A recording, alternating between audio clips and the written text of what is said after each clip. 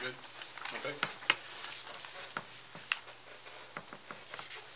Old business, next item of business. We have, I want you to look at the minutes. We have 3 sets of minutes here that need to be looked at, hopefully passed. Look at the first one. Direct your attention to the June 11th, 2018 Planning and Zoning Commission minutes. I hear anyone wishing to make an adjustment on those or hear a motion to pass? I'll make a motion to pass. Thank you, Tony. Do I hear a second? Second. All right, that's a motion and a second. Any discussion on the motion? Connie, please call the roll. Shane Grooms. I'm trying to remember. It's the 11th. Aye. Ransom Ellis. Aye. Eric Pedersen. Aye. Oh,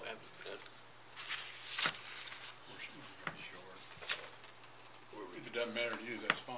It's not gonna fail, there's only gonna be 3 who can vote in favor, so. Okay, good. We'll do that. abstain? Yeah, you weren't there. June 11th? Randy Phelps. Aye. Oh, it's not. That's not we started. I need to sustain. Tony Mitchell. Aye. Kevin Hahn. Abstain. Brandon Andrews. Stay. All right. Yeah. It is what it is. Second item, July 9th, 2018, Planning and Zoning Commission minutes. Is there a motion or is I think everybody here except for Randy was present. Shane, you may not have been present. I wasn't on this thing. You weren't in this one. I'll make a motion to pass it. Thank you, Tony. Second. All right. Any discussion on the motion? Call the roll. Tony Mitchell. Aye. Ransom Ellis. Aye. Brandon Andrews. Aye. Eric Pedersen. Aye. Randy Phelps. Sustain. Kevin Hahn. Aye.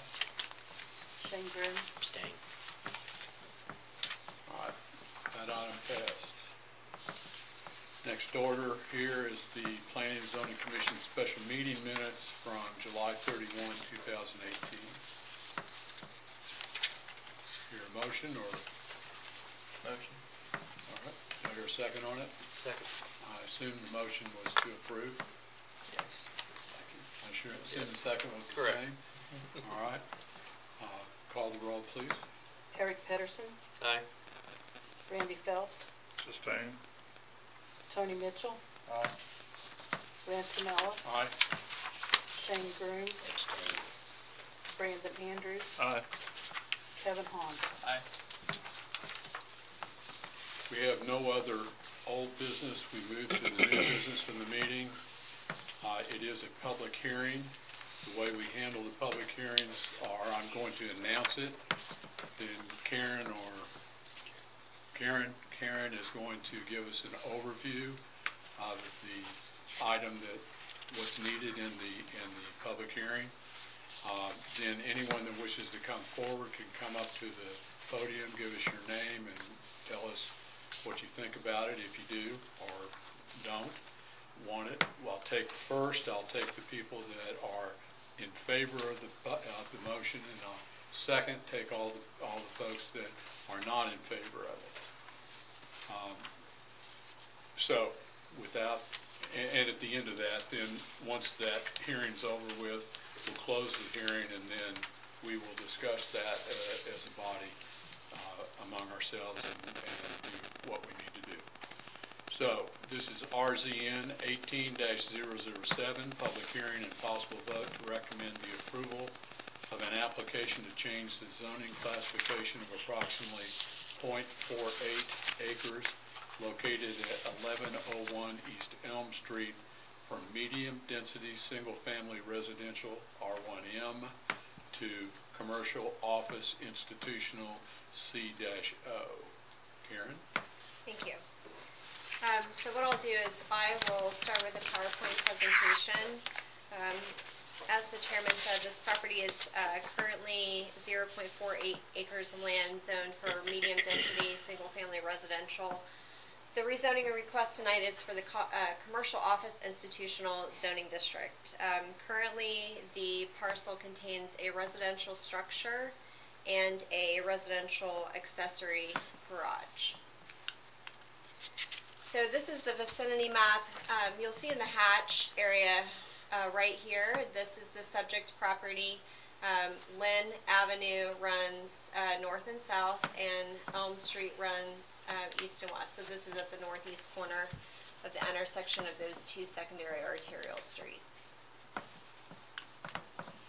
I have several photos as part of our exhibit. This photo is actually taken from the south side of Elm Street, so you're looking directly north to the structure behind. It's white, so oops. You can see the structure right here behind those large trees. The second photo is taken from the intersection of Elm Street and Lynn Avenue, looking northeast into the property. Third photo is taken from Lynn Avenue, so we're looking directly east across Lynn into the property. This is a photo of the accessory structure. This is on the north side of the residential dwelling. And then these four photos just represent the sidewalk areas on Lynn and Elm Street from each perspective.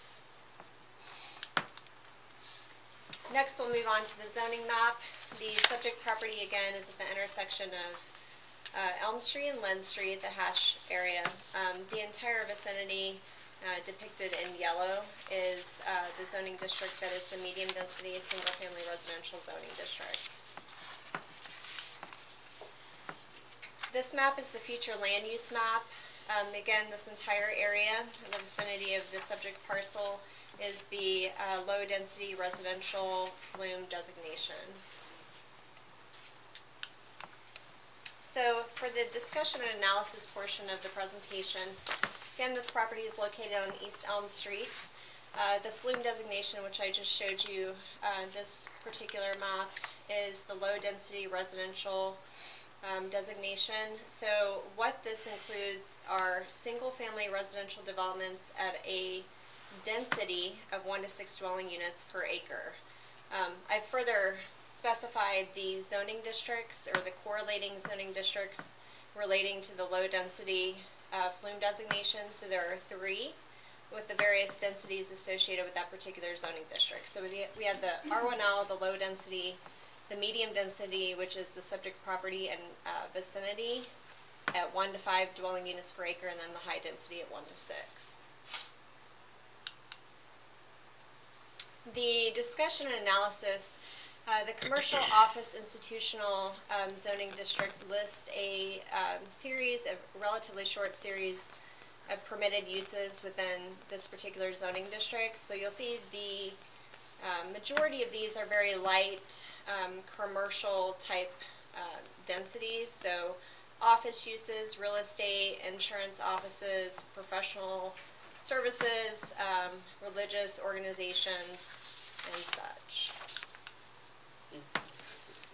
The consistency with the comprehensive plan. So generally speaking, the comprehensive plan encourages the expansion of commercial development through proactive rezoning at locations deemed appropriate throughout the city.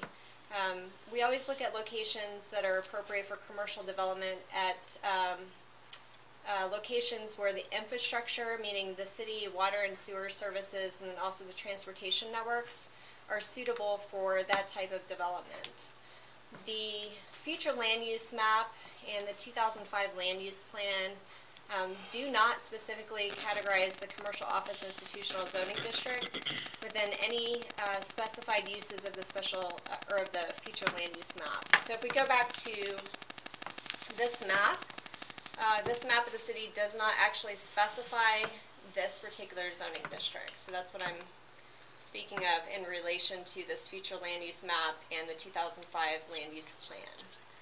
So if we look at the actual intent of the commercial office institutional zoning district, and the specifications within that section of the ordinance, what the zoning district does, it allows for the restricted commercial development, including these office uses here, and limited retail in core areas of the city where there's compatibility of intensity of use with the surrounding area. There are a couple of goals and policies and objectives in the 2005 land use plan that we can correlate back to this particular development. Those are the expansion of new commercial development throughout the city. We want to increase the land available for commercial development. That does several different things. One of the policies associated with this particular goal is for the commission and the city council to be proactive in these types of rezoning requests. Secondary, we are looking at a goal for cost-effective private development density. We would like to encourage higher density to reduce the amount of infrastructure and cost to the developer, and later on reduce the maintenance costs associated with those types of developments to the city. We have an associated objective and policy for that. The plan is to promote higher density development, again, to reduce the infrastructure cost of the city later on. So compatibility with surrounding land uses. As you saw in those first couple of maps, the entire vicinity of this particular parcel, we do have the R1M, or medium density single family residential zoning district. So that's on all four sides, north, east, south, and west. Looking forward, again, we relate back to the intent of the commercial office institutional zoning district, allowing for that restricted commercial development, that list of permitted uses, which includes those office uses and limited retail in those core areas of the city. Moving on, the capacity to serve potential development and land use. The site, because it is a residential structure currently, it is served by both city water and sewer services. Any future development in this particular zoning district of the subject parcel will require no new connections to existing water or sewer services. Right now, the water service serving the property is an 8-inch running up and down, an 8-inch water main running north and south along Lynn. So water is currently on the property. There would be no need to upgrade that type of service for this particular use. Same thing with potential CO development regarding sewer lines, existing sewer service, and there is an 8-inch sanitary sewer main currently serving the property.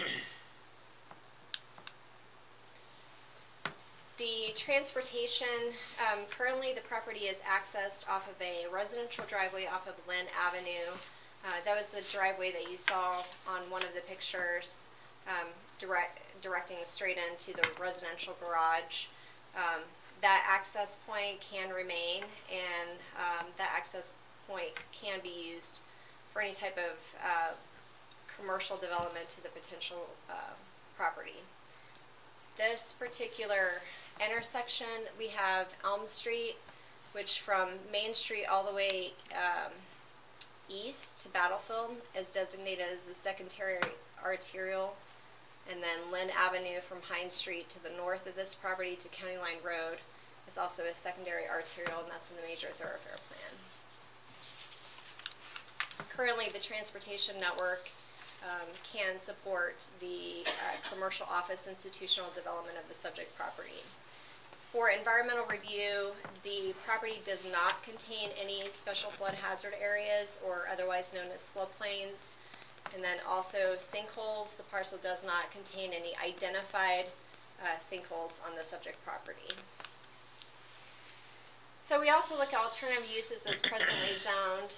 The present zoning, the medium density single family residential zoning of the subject property, would allow for the continued use as a residential dwelling. the intensity and density of this particular use does not generally represent the highest and best use of the land from an urban growth perspective. Extent to which proposed amendment creates nonconformities. Any existing uses, so the residential use of the dwelling could legally continue at the time of rezone until such time as the use is actually altered by a permit. We would consider that residential use to be lawfully non-conforming status at that point. The redevelopment, expansion of the non-conforming use, and destruction and rebuilding of the property would be the types of alterations which would cause the removal of the non-conforming status. So the trend of development in the vicinity of the subject property, the general trend in the vicinity can be described as gradual commercial development near the intersection of East Elm Street and US Highway 60, which is approximately 1,700 feet from the subject property, and that's 1,700 feet west from the subject property. And this particular trend has been facilitated by the population growth of the city, which has continued to create favorable market conditions for types of commercial development. And finally, for a staff recommendation for this particular rezoning request from medium density single family residential to the commercial office institutional zoning district, we do find that it generally is consistent with the goals and objectives of the comprehensive plan. It is generally consistent with the trend of development in the vicinity of the property. It is generally compatible with surrounding land uses and is able to be adequately served by municipal facilities. I do want to emphasize on this particular staff recommendation that the zoning district, the CO zoning district, is not specifically referenced in the future land use plan or the land use, or the future land use map or the land use plan. But in our analysis, we did look at that intent of the district, referencing that small range of permitted uses that are permittable in the core areas of the city. And several of the criteria involved in relating to that zoning district is the availability of off-street parking and also whether facilities can be constructed on the property. So we have considered that, and we have found that the reference location is consistent with the intent of the zoning district. And finally, development of the subject parcel will require adherence to the city's adopted plans and ordinances. Any review and approval of a change of use permit and or commercial development permit will be conducted by staff after the approval of the rezoning request. And I'll be happy to answer any questions that you might have. Well, I have a question. Yes. If we don't have commercial, the CO zoning, how do you make CO zoning legal? Well, it's listed in the Legal question. zoning ordinance. It is listed as a zoning district. It was just not specifically referenced in the land use plan or the future land use map. I'm good. As long as it's in the ordinance. It is. I'd hate to pick something out of the air, zone it, and then only find out that it's not proper. That causes a big mess for everybody. What is it about that property that, let's see, what was it? Go back, can you go back 2 slides, 3? From the end, all right, go there. Hold on, keep going.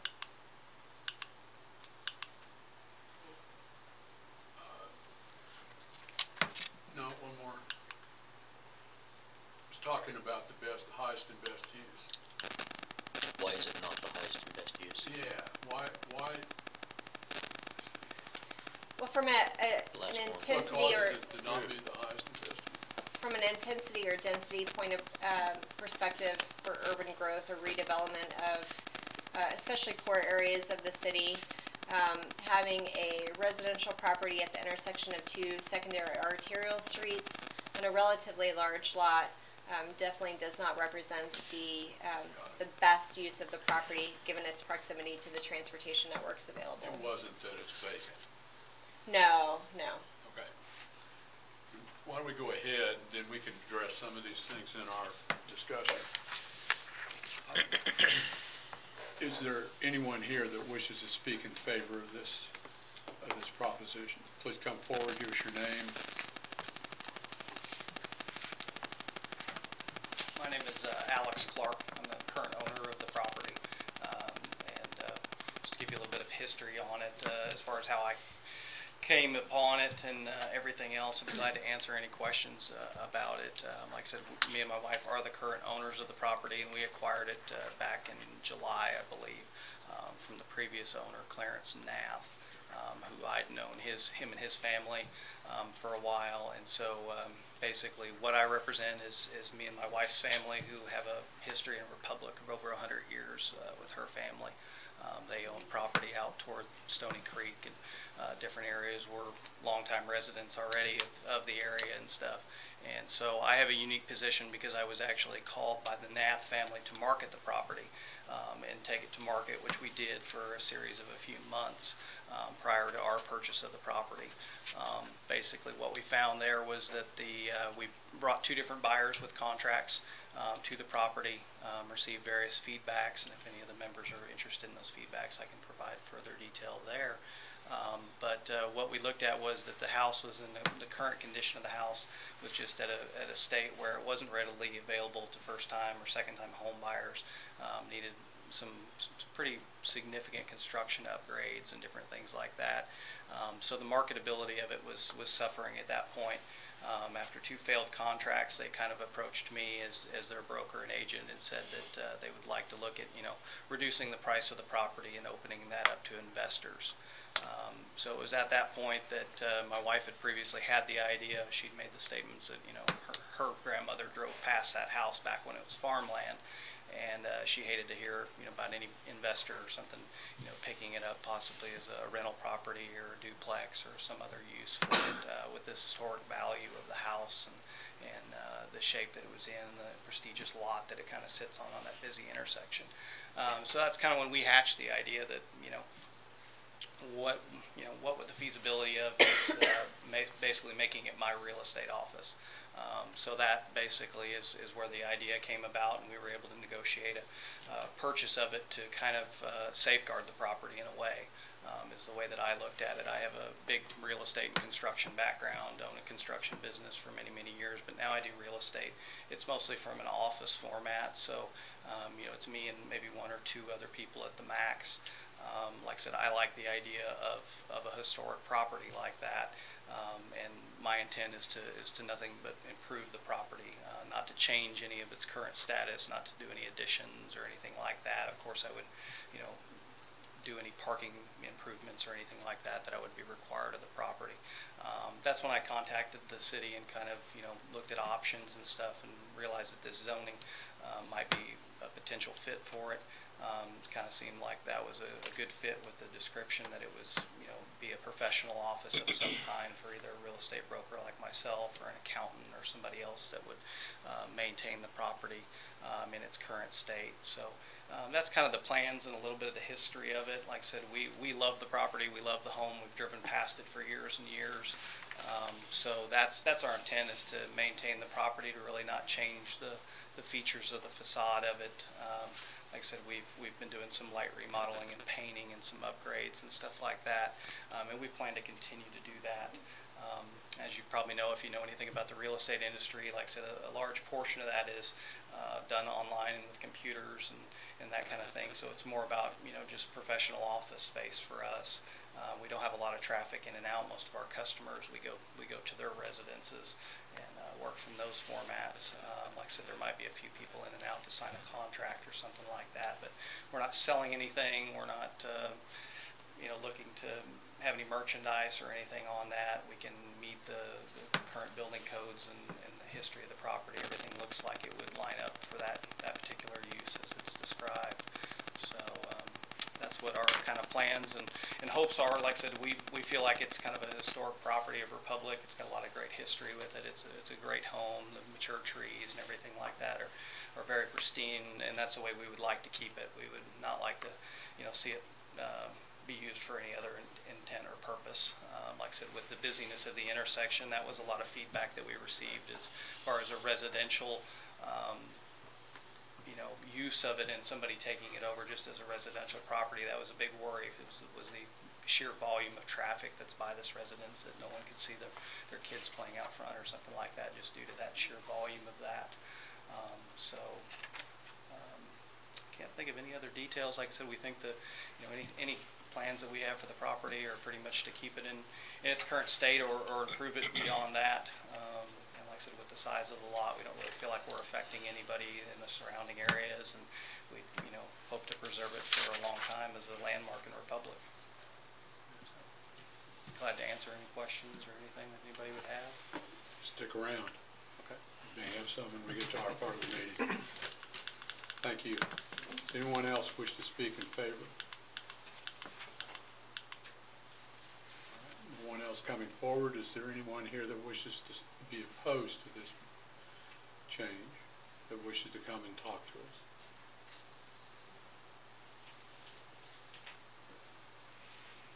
I would. My name is Cecilia Barr. I live at 127 North Lynn Avenue. I'm catty corner from this residence. I have lived in my home since October of 1994. I have raised 2 children at this location, playing out front, riding their bikes across the street, and it's all a residential neighborhood. All around this property is residential. There is a church down the street. Everything else is residential. And I know that they want to have their real estate office, but if this gets zoned for the commercial office, if they decide to sell it, which they could do, then it could be anything. It could be anything on this list. It could be a healthcare facility. It could be a social assistance office, which means more traffic to the area, more traffic coming and going, instead of the people that actually live in this area, who go to work and they come home, or they go down to Walmart, or they go out to the main street. It's, I just really would hate to see this be a commercial area, a commercial property in the middle of a residential area. As far as, what that would do to our property values, if they had, because I'm sure they're gonna build a big parking lot so that traffic can come and go, even though he says that everything is done more on internet basis.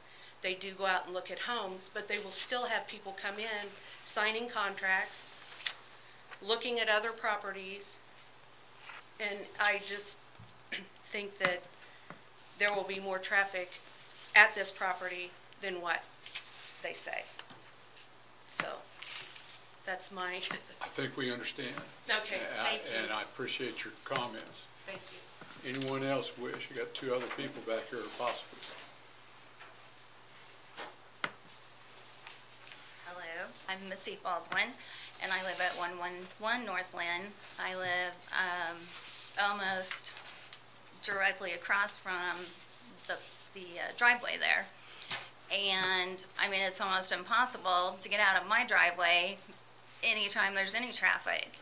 And so, like, he even mentioned an accountant, so I don't know if he's going to have an accountant there when he's there, or if they sell it to an accountant office. But the papers that we got in the mail didn't even mention all the other businesses that could go in there. So, or, if it was rezoned, it could be any of those possibilities. What if it's like a halfway house or a drug rehab or something like that? What if, if that's rezoned, then, okay, what if the man across the street wants to rezone his? Well, that's already rezoned.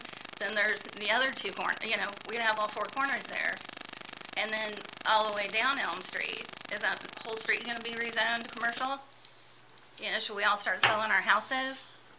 And I have a grandson that's at my house all the time. You know, can he not play in the front yard anymore? You know, I mean, I wouldn't have got my, you know, I wouldn't be living there if that was the situation. I mean, we have a lot of traffic anyway. We've got, you know, I know what time of day not to be out there. And then in the evenings, we've got, you know, down the street on the corner, there's the ball fields, the activity center down there. And, you know, I mean, it's a busy street. We don't need another business that close to us. I mean, that's a very busy intersection. But like I said, once that's zoned, then are the other four corners going to be zoned? I don't think anybody here has that big a crystal ball, and we're here just. I mean, chances are. No, and I definitely think it's an issue. Yeah. But I agree with you. I do want to say one thing to you though about the zoning. We're here to rezone. We're not here to dictate to somebody what they put on that property. As Exactly. long as it's in conformity with the uses for that particular zoning, it could be a lot of different kinds of Right. structures. He can do anything he wants to with it. And he can sit here and say, oh, we're going to keep it exactly like it Gentleman is. said, I but think you're wanting to keep the current house. I mean, but you're because right. her grandma liked it. You are correct. We like it too. I have to tell both sides the way it is. Yeah. I mean, if it's sold, that next person may not want to have that house. May want to have some other facility on it. And I think the reason it didn't sell. The zoning cannot be changed without coming back through the process. So it would be limited to those uses that are in the ordinance for this type of property. And I know when it was up for sale, they were asking a lot of money for it. So, I mean, if they did lower the price, like the couple said, or somebody went in there and put some money into it and updated it a little bit, they could have sold it. So if they like it that much and want somebody living there, they could do that now and have somebody living there and keep it residential. Appreciate your comments.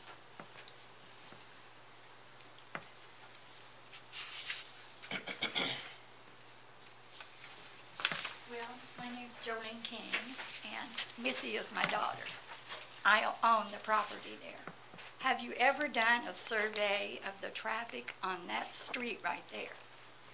And school buses, and all those basketball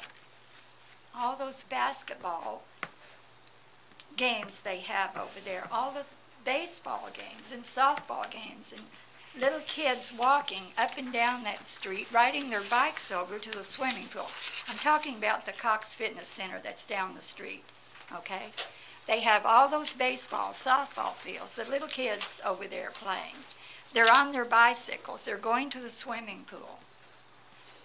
That corner is a nightmare. I go to visit her, and you can sit there 10 minutes trying to get out. If someone's not nice enough to stop, and when they do stop coming from the north, you have to turn and go north because you can't turn and go south like I need to go. You have to turn and go to Elm Street and then go out. You cannot turn across the street because here you have traffic coming from the east, traffic coming from the west, traffic coming from the south, all turning to go north. It's almost impossible. And if there's 2 or 3 cars coming in and out over there, you've got buses, you have kids on bikes after school, you have kids going to school. There's too much traffic on that street now. And I think if you open that up to a business and then maybe the other guy wants to do the same thing, and I think it's going to it's a nightmare now, and I think it's going to be worse. It's my opinion.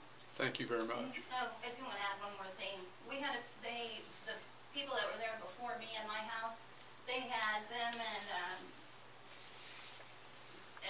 her family had to put an extra driveway in their yards so they could like back up and drive out forward because you can't back out on that street. So they had to do an adjoining thing to back into to get out on the street. I suspect that every member of this commission has been down through that intersection and has seen it is a busy intersection. Yeah, I think and we if all it's happening understand on that. the street, we can't have garage sales over there because nobody can park on the street. So we can't have garage sales there because there's no parking on the street. So if we have company, they park in the grass. So there's like literally, in his driveway, there's no extra parking.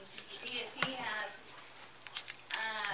if he will have people over there to look at houses, his cars will have to be in the garage, and then his guests will be in the driveway, is how little parking there will be in his driveway. Okay.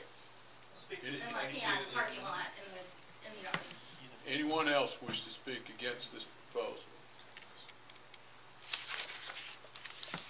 Anyone on the fence?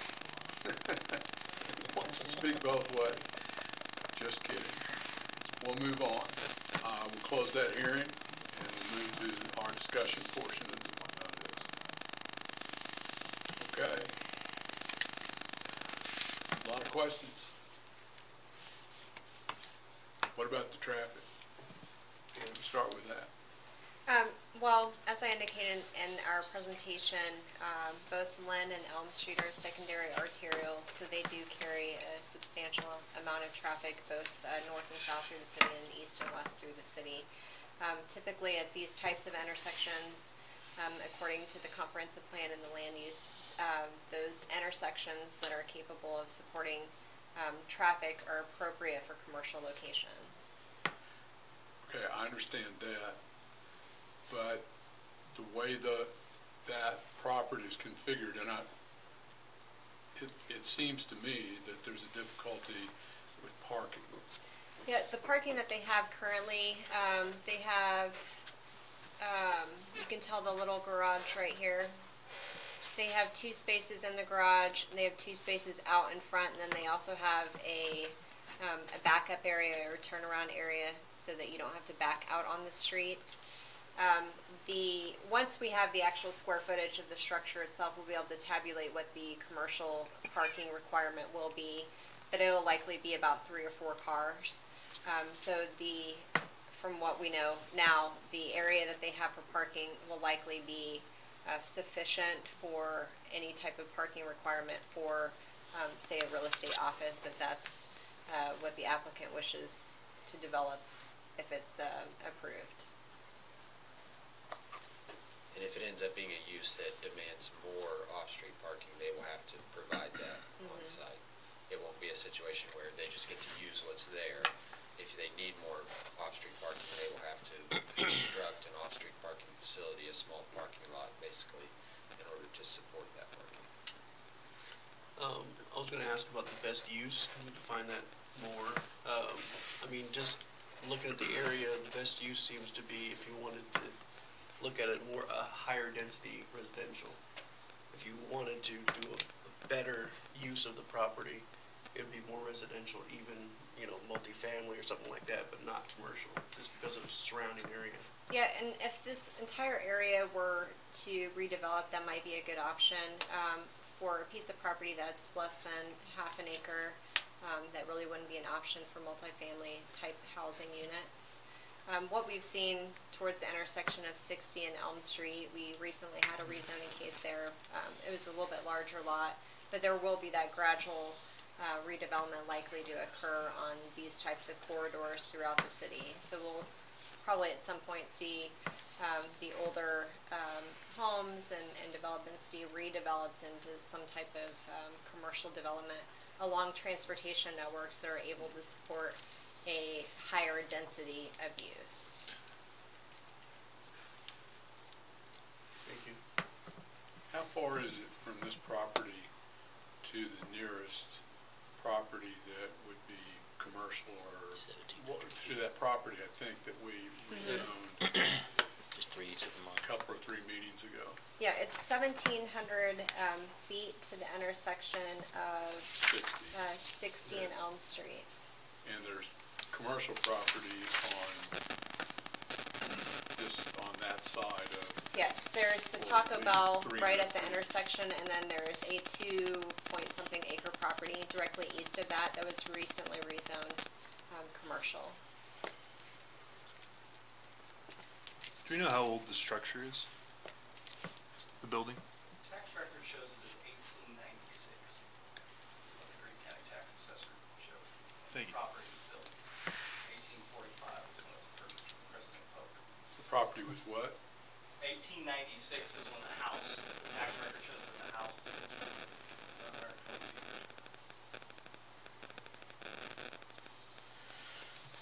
years.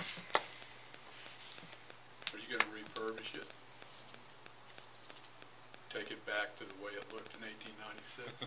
I wish I could, but it has a lot of the original features to the house, and that's why, to me, the houses adjacent to it and your properties and stuff are just different in the fact of the way that they're constructed. That was, back when one of the original farmhouses in the area. It has a different presence than a typical ranch-style house that would have been developed in the 60s, 70s, 80s, or 90s and stuff. So that wouldn't have the same, commercial potential for me or something. To me, that's the land, the idea of owning a landmark kind of home like that is what makes it attractive, and would even, remotely look at a possibility like this. It really is distinct in the area. Have you considered putting it on the register? Yeah, that would be something that I talked to Garrett about. That to put it on the register to see what that was. Even one of the trees or several of the trees there. Well, I'm talking about you got the Greene County Historic Register, and you also have the National Register.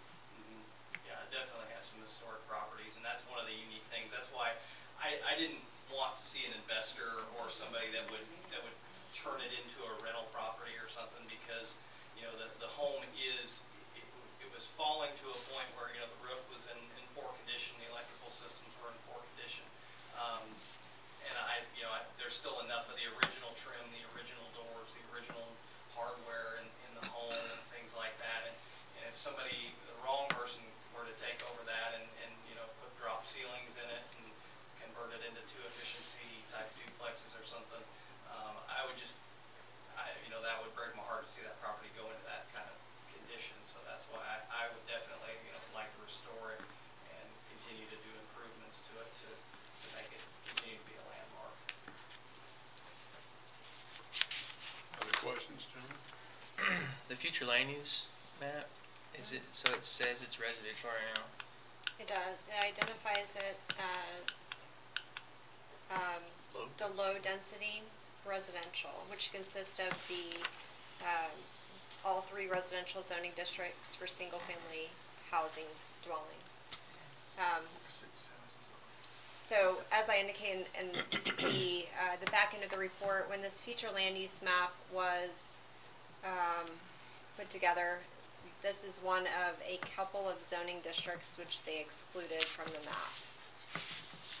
So we have all of the zoning districts, and typically all of those zoning districts would fit into some type of legend, like we have over here, with a corresponding future land use designation.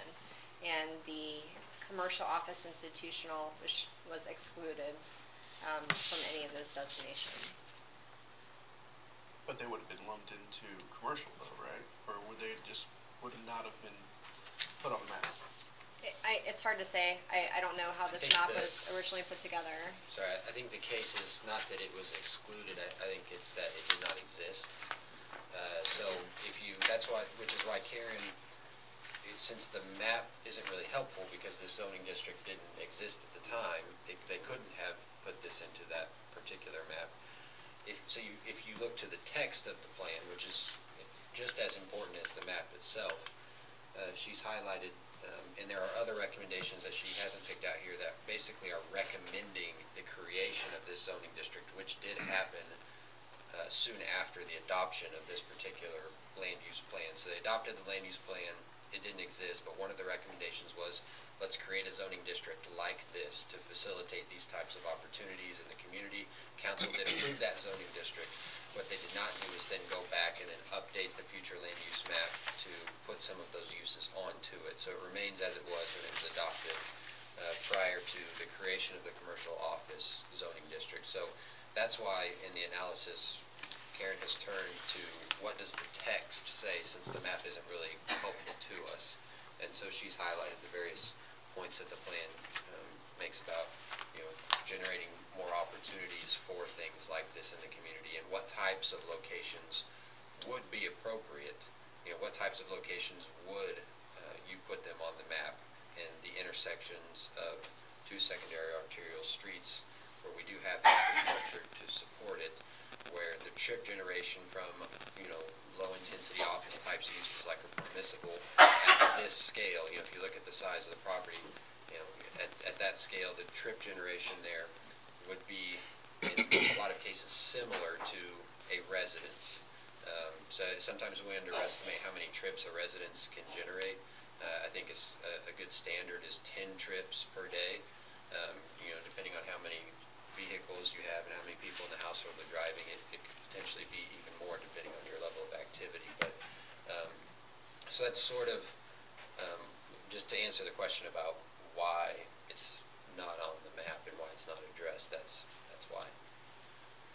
I think, Garrett, if it'll help, a little bit of history is shortly after that land use map came into existence, we actually had a similar rezone request just right here on Main Street, one of the old homes. This particular zoning did not exist. Their only choice was flat out C1, which obviously opens it up quite a bit more. And I think this zoning was a response to that issue. He brought it up. I had mentioned that before the meeting. Why don't you talk about the buffer yard requirements? The screening buffer yard requirements. This information, and I'm sorry, I don't have committed to mind Article 11, talking about Article 11 in the buffering. Since there's no CO zoning designation in the land use plan, I wonder if there's buffering requirement. I don't recall. If there is, there will be very, It's on page 2. it should be very limited.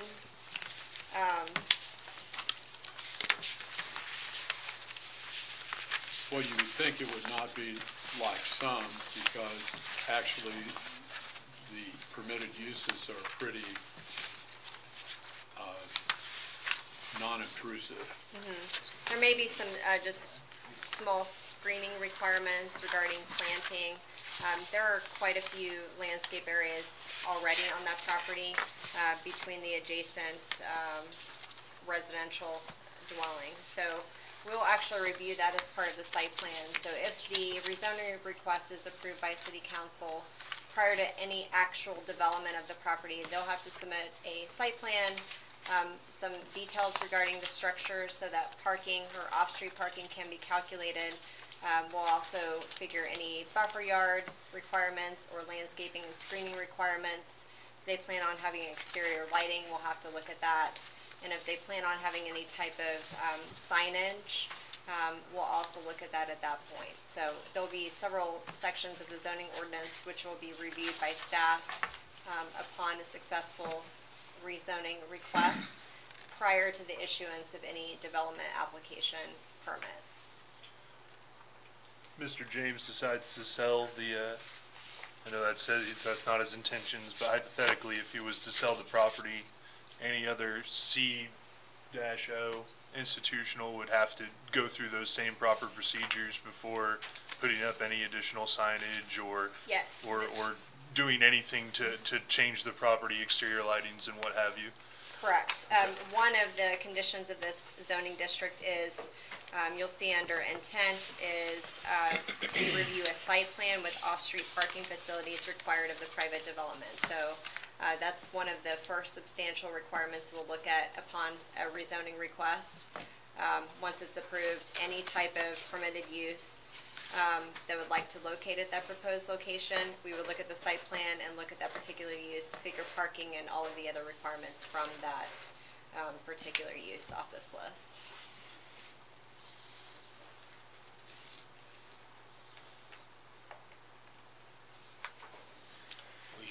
Did you get your question answered about Article 11? What's that? Did you get your question answered about Article 11? Did I miss it? What exactly is the requirement? It's essentially a 6-foot privacy fence with intermittent tree plantings. Okay, so very similar to C1 then. Yes, very similar. Okay. I had forgotten about that property down there, and the reason we turned it down, and this has to be 10, 15 years ago. Yeah, it was C1, and Everybody could have been a liked the Casey's. idea of what they were doing, but not what it could become. It could have been a lot. I mean, we're talking old times. The property was on the corner on Main Street, right down this way. It's just past the church. And the problem was that there was not a CO zoning that restricted it down to an office, and it was an attorney that wanted to do the property, and as long as he stayed, it was fine, but if he changed, it could be Casey's Jr., which is not the case with this because of the CO zoning. It's more restrictive. Other questions? What's the difference between commercial and residential driveways? It'll be the width of the driveway. It's likely, I think they've actually submitted for a right-of-way permit for this particular location. I think that's been reviewed by our Public Works Department already. So as long as there is sufficient parking on that driveway for any off-street parking requirements, again, we'll review that as part of the site plan. If any additional permits are required, we'll take care of it at that point. Got a question. If this is approved and additional parking surface is installed at the garage and maybe looping around the house, are they grandfathered in for stormwater runoff, or is there enough acreage for them to contain their water and slowly discharge as a builder? I'm asking as a builder. If they increase the impervious area beyond 5,000 square feet, which if you're doing a parking lot doesn't take much, then you are required to detain your stormwater runoff so that it doesn't impact any downstream property owners. So in essence, you would be required to construct a facility to catch that runoff and hold it so that it would be released slowly, just as it was prior to having that impervious surface there. So no, you're not grandfathered. As a builder, I ask builder questions. Do we have elevations that show that that could be done? No, I don't. Thank you. Well, I have a question. If this is approved, then I need to sell my house as soon as possible, because then my neighbor right beside me can zone his for commercial and do whatever he wants there too, right? Each one is a new day. But I would be lying to you if I didn't say that it might raise the value of the property for commercial along both sides of that street. Because the highest and best use, as discussed here, at least according to the planning department, is not residential for that street, or either one of the streets along Main, along Elm. But our houses aren't marketable. They want the old ones. I mean, our house is not what the commercial properties are wanting. That's what he just said. Or the corners. See if the man on beside me is on a corner, so then he'll sell his commercial. I didn't want to start Mine won't something. be worth I'm just shit. trying to be honest with you. No, I totally get it, It's but the you way, don't live there. it's the way it flows. I realize, but I live in Republic. Yeah. And don't you know that each one of us sits here and thinks, okay, we're not getting paid, we're just citizen members. I personally sit here and think, wow, would I want that happening down the street from me? Or across the street. Okay, or across the street. Yes. I have done that for the whole time that I've been 15 or whatever number of years I've been on this commission. That's always the issue with me. I'm glad. And I like to hear people come, personally, I like to hear people that are residents come. If no one had come, I assume nobody's got a concern. But I think the other people, I don't think that they realized everything that it could be. besides his property, if he sells it, it could be anything on this list. See, we didn't get this list in We- the mail. We know that. I mean, We that's need why I that list in the mail. tried to explain it to you. Sure, no, I understand. It is commonly not understood. Right. And that is a part of the discussion that we have to have among ourselves as to whether or not we're willing to take that chance. We can't say, you can only use that for the thing that you just told us Sure. about. But Once it's changed, you're stuck with the CO Yeah. unless somebody else comes in and do it. But it has a number of other things. I will say, if you look at those, for the most part, they're really low impact kind of things. They do have traffic involved, probably more traffic than you have now. But they're not big items. All of them are like an attorney's office or, or small things. There's a couple on there that are probably have more. Laundry services? Laundry services is one of them. But for the property to meet a laundry services specification would be total redevelopment, new plans, new site plans, new structural development. I mean, They just it need would- permits, just like what you're gonna get. I don't think There's there's anything permits. that stops it. That is a process. Wait. though. Well, We're not, don't get dark, you talk to us. yeah, right. I'm just saying, but it's just a permit, which is what he has to meet for the zoning and planning, is to meet whatever he's gonna put in the signage, he's gotta get the permit, and it's gotta meet the requirement. That's with everything. And there's quite a bit of signage. Sure. Permit Yeah. to a permit, because we talked about that, talked about that, and talked about it. Any other discussion? It's our part of the meeting. Does anyone want to offer a motion?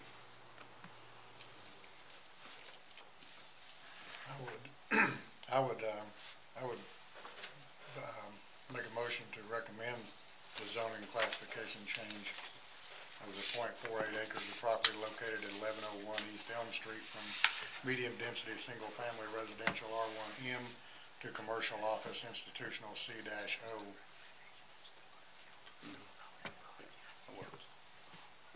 Your motion was to recommend approval? Yes. All right, do I hear a second? I'll second it. All right. Any discussion on the motion, gentlemen?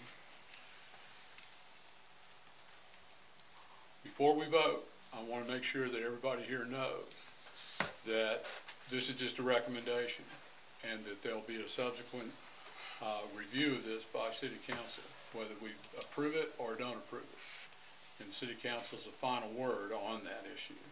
And trust me, they haven't always agreed with it. I guess I should say, trust me, we haven't always agreed with them, but that's the way it works.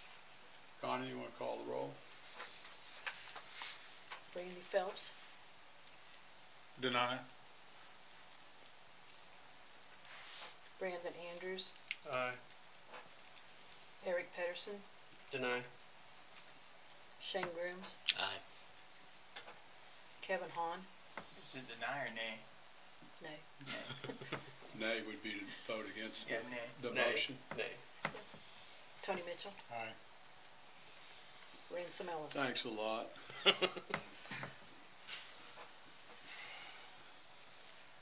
I can't vote for this. I'm sorry. I vote nay.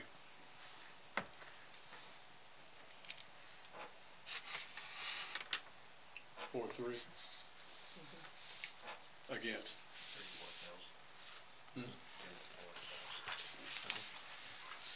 Okay. I hear a motion to adjourn. Motion. Do I hear a second? Call the roll, Something we please. can all agree on. Shane Something we Grooms, can, aye. Something we can all agree on. Eric Pedersen, Aye. Tony Mitchell, Aye. Ransom Ellis, Aye. Randy Phelps, Aye. Kevin Hahn, Aye. Brandon Andrews. Aye.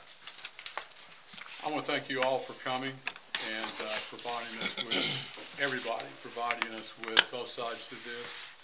It's a tough issue. To development's a tough issue in residential areas. It's always a tough issue. Again, you need to go to the council meeting because the council will be looking at this issue. Thank you. Fill out your sheets. You can make sure to fill out your sheets, and if you put for a denial, you can put the reasons down for the denial, please. Well, will that be shared with my other council members? Because I'd like to tell them why I denied it.